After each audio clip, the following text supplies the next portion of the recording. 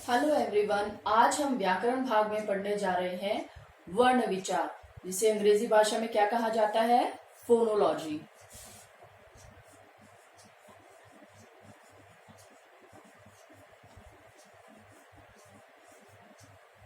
तो आइए जान लेते हैं सबसे पहले वर्णों के बारे में।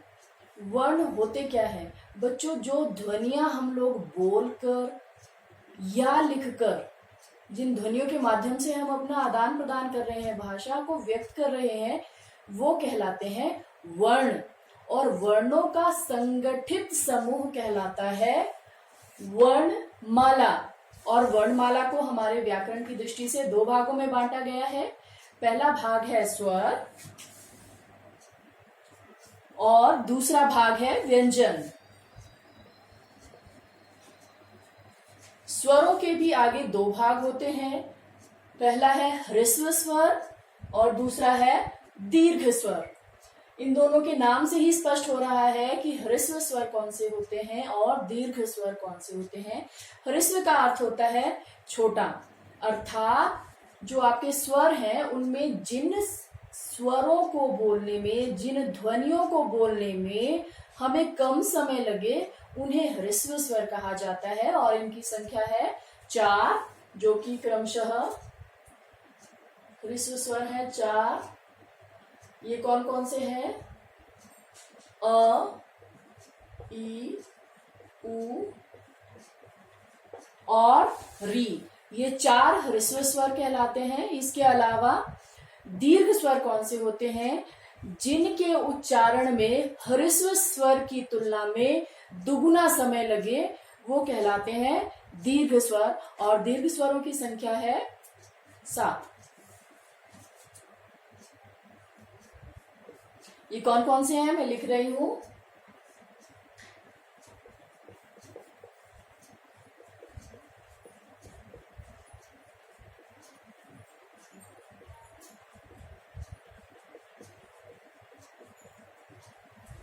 यहां तक ये सभी दीर्घ स्वर कहलाते हैं। इसके बाद बात करते हैं अयोगवाह की। अयोगवाह वो होते हैं जो ना तो स्वर हैं और ना ही व्यंजन हैं। वो कौन कौन से हैं?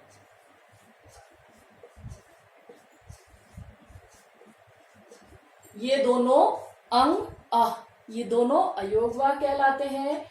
अनुस्वार कौन सा होता है?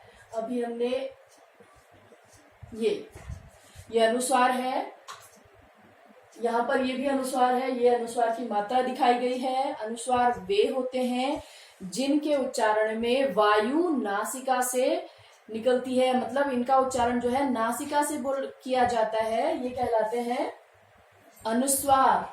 जैसे कंठ, कंधा, ये सब अनुस्वार हैं। उसके बाद बात करते हैं अनुनासिक की। अनुनासिक वो होते हैं जिनका उच्चारण नासिका और मुख दोनों के द्वारा होता है। और अनुनासिक में क्या आता है? चंद्र बिंदु। आप सभी जानते होंगे इसे क्या कहते हैं, चंद्र बिंदु। जैसे इसका उदाहरण दे रही हूं, चांद, चांद ये है अनुनासिक। उसके बाद बात करते हैं विसर्ग की। आपने हिंदी में, यहाँ तक कि संस्कृत भाषा में इसका बहुत ज्यादा प्रयोग होता है। हिंदी में भी इसका जहां तहां रूप जो है इसका देखने को मिलता है। विसर्ग को जो है हम लोग जब उच्चारण करते हैं तो इसका उच्चारण ह के रूप में होता है। जैसे नमः, प्रातः, ये सब कहलाते हैं विसर्ग। आइए अब जान लेते हैं व्यंजन के बारे में। व्यंजन को जो है मैंने ये 6 भागों में विभाजित कर लिया है, आपको समझने में आसानी रहेगी। सबसे पहले स्पर्श व्यंजन की बात कर लेते हैं। बच्चों, उच्चारण के हिसाब से, उच्चारण की दृष्टि से इन सबको अलग अलग व्याकरण के लिए जो है हमने विभाजित किया हुआ है कि हम लोग इनको आसानी से समझ सकें और इनका आसानी से विभाजन करने के बाद हम लोगों को व्याकरण को जो है, व्यंजन को जो है किन किन भागों में बांटा गया है वो हम लोगों को स्पष्ट हो सके। सबसे पहले स्पर्श व्यंजन की बात करते हैं। स्पर्श व्यंजन जो है हमारी वर्णमाला में क से लेकर म तक, क से लेकर म तक सभी स्पर्श व्यंजन कहलाते हैं। इनके उच्चारण में जो है जिह्वा या मुख में जो वायु है, वायु जो उच्चारण के लिए प्रयुक्त की जाती है वो जो है मुख के विभिन्न विशेष स्थानों को, अलग अलग स्थानों को स्पर्श करती हुई निकलती है।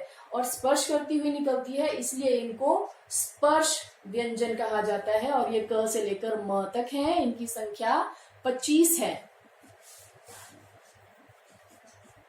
आगे बात करते हैं अंतःस्थ। नाम से ही स्पष्ट हो रहा है, अंतः मतलब अंतर या मध्य में, और स्थ अर्थात स्थित होना। अंतस्थ व्यंजन कौन से होते हैं?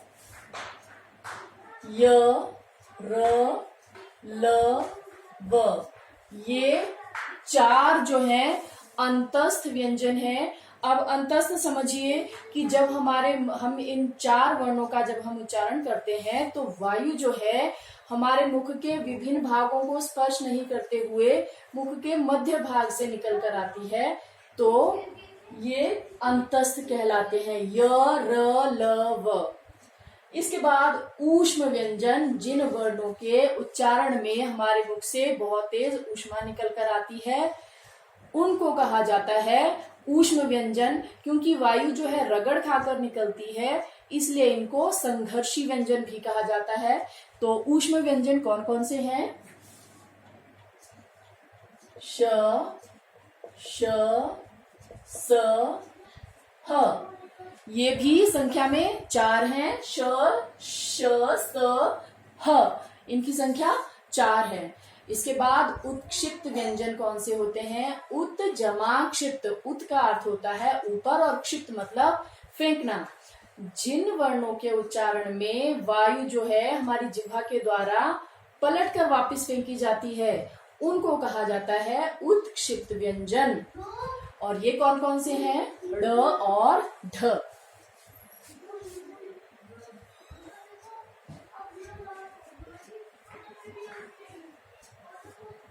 संयुक्त व्यंजन कौन से होते हैं? संयुक्त व्यंजन होते हैं जिन व्यंजनों का जो 2 व्यंजन मिलकर जो है एक व्यंजन बनता है। जब कोई एक व्यंजन बनाने के लिए 2 व्यंजनों की सहायता लेनी पड़े उनको कहा जाता है संयुक्त व्यंजन। और संयुक्त व्यंजन की संख्या भी 4 है। क्ष, त्र, ज्ञ और श्र।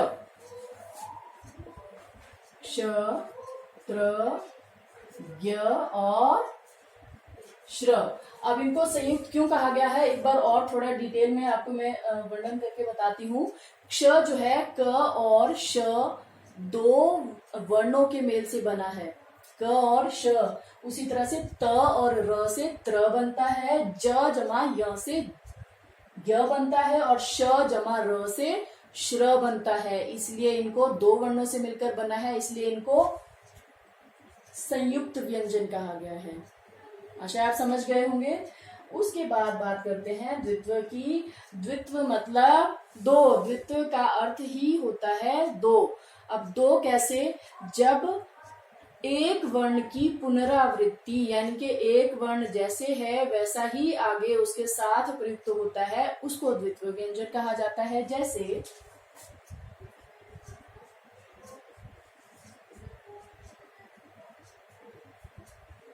क जमा क। ये ध्यान देने योग्य बात है कि पहला आधा होगा, दूसरा हमेशा पूरा होगा। ज आधा और ज पूरा, ये क्या कहलाते हैं? द्वित्व व्यंजन। आधा क और पूरा त। जैसे इससे शब्द क्या बनेगा? भक्त। भक्त ये क्या है? द्वित्व व्यंजन है। आशा है आपको आज का वर्ण विचार के बारे में समझ में आ गया होगा। अगली बार हम लोग उच्चारण स्थान के बारे में जानेंगे। तब तक के लिए धन्यवाद। Stay safe, stay home. Thank you.